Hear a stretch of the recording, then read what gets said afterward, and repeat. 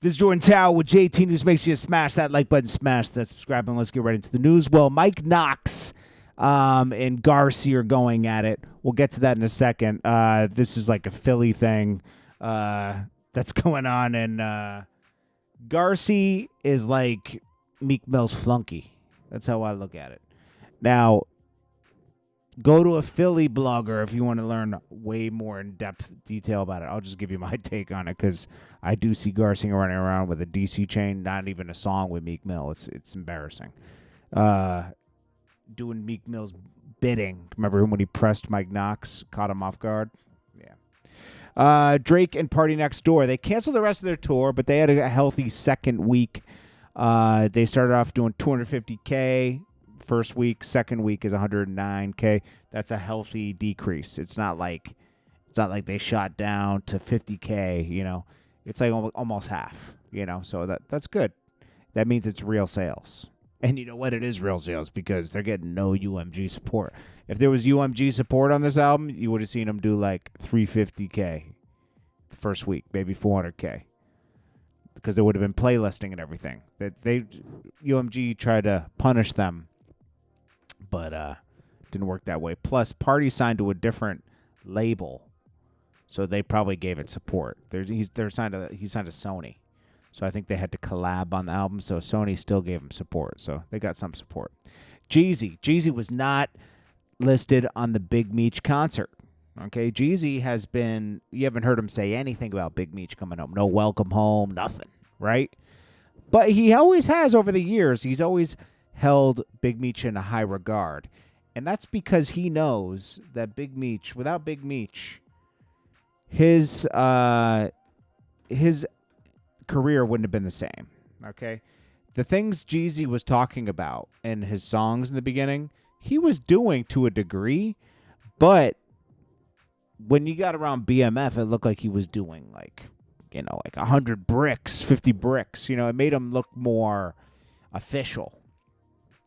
The cars, he had access to so much stuff being affiliated with Big Meech, but not being signed to him. He was able to do his own deals. He got 2 record deals. A deal with Diddy for the block. What's the name of that group again? It's Them Boys. Them Boys. What was the name of the Jeezy group? Yeah, Boys in the Hood. Yeah. I remember them. They only had like 1 or 2 songs, and it was over. Once Jeezy left the group, it was a wrap. Block couldn't keep that group together. And I like Block. It's not Block's fault. It's just that it's impossible to have a group, anyways. You know, Jeezy was the key to that group, and it's funny he was a last-minute addition.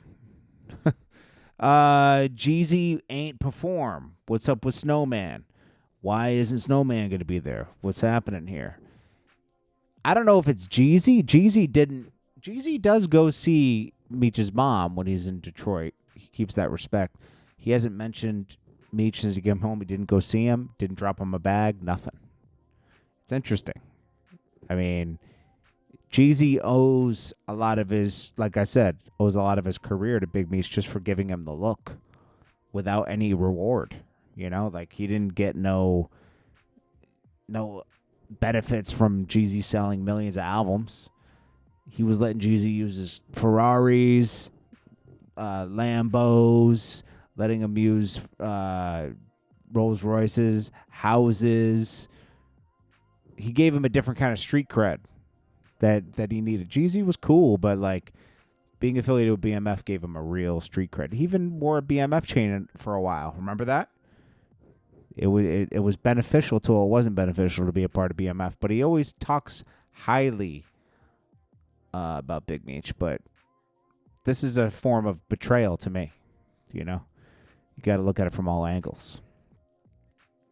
And Blue Da Vinci's the one who brought him into the fold. He wanted him to sign him, but Meech never was like, nah, let him do his thing, man. He's cool. I don't know. So let's get to this Mike Knox situation. He's beefing with Garci.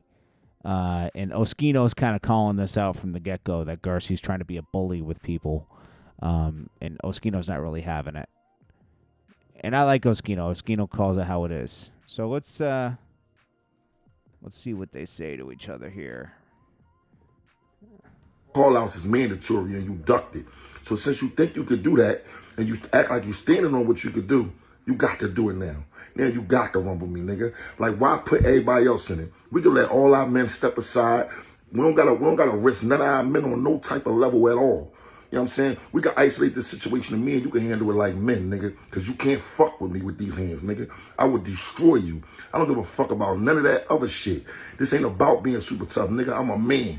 Y'all niggas been taking my kindness for weakness. Y'all niggas been playing with me like a man after I did some man shit, some stand-up man shit. And you did some suck-ass shit and put a video out and cut off the handshake as if you did this, that, and the third. Nigga, you know you ain't do nothing. So what he's talking about here, and most people do know this, I'm just putting it up for the people that don't know, okay, is that Mike Knox versus Meek Mill, that was going on a while back, like 2 years ago, and this video got dropped of Garci acting like he's pressing Mike Knox, but there's a full version of this video where there's a handshake and it's very respectful, and Mike Knox is like, okay, yeah, I'll drop it, right? And Garci is trying to act like some super tough guy. He's rolling around in Meek Mill's cars wearing DC chains that aren't even his, right? These are Meek Mill's chains. And doesn't even have a song with Meek Mill. But all these other people do. You know? It's like... Me, nigga. You know what time it is. You playing these fucking games, I ain't playing them no more, nigga. Nobody respects you in the city for the sucker shit you doing. When the fuck you start being all tough and this, that, and the third, all this wolf talking and all that? You not cut like that, nigga. You ain't never been cut like that, nigga. At all. All call-outs is mandatory and you ducked it. So since you think you could do it, now this is Garci responding. Niggas gonna have to kill me. I'm ready to die. It's like, nobody even talking to this nigga. What's going on? Garci got like baby teeth. He said, yo, I'm ready, Oskino. Like, what the fuck? Y'all niggas is pushing 50 years old. What the fuck is going on out here, man? Like, what's going on out here, man? Yo, if OBH was home, those guys were home, they would have slapped Garci to the... they would have slapped Garci down to beyond South Philly. Y'all niggas is retarded, man. Y'all let that nigga say, yo, he live up here in Meek old house. When did Meek ever live anywhere around there, bro? Like, no, I see it. Y'all niggas is goofy, man. This some real live goofy shit that we got going on, man. Like, the crazy part about it, right? I seen a nigga say, see, it was cool when he did this with Knox, he went on a tour. What tour did I go on? Name 2 podcasts that I went on after the shit happened with Knox, nigga. Name 2 podcasts. Because Knox, you want... These niggas gonna have to kill me. All right. That's what's going on with that, man. It's not... It's like... You know what? Just shoot a fair one. Just shoot a fair one. It is what it is. Anyways, it's Jordan Tower with JT News. I'll check you guys in the next one. Peace.